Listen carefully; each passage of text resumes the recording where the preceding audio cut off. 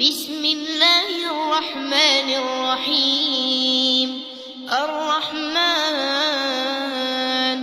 علم القرآن خلق الإنسان علمه البيان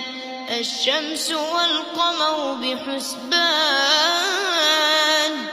والنجم والشجر يسجدان والسماء رفعها ووضع الميزان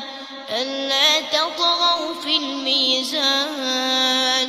وأقيموا الوزن بالقسط ولا تخسروا الميزان والأرض وضعها للأنام فيها فاكهة والنخل ذات الأكمام والحب ذو العصف والريحان فبأي آلاء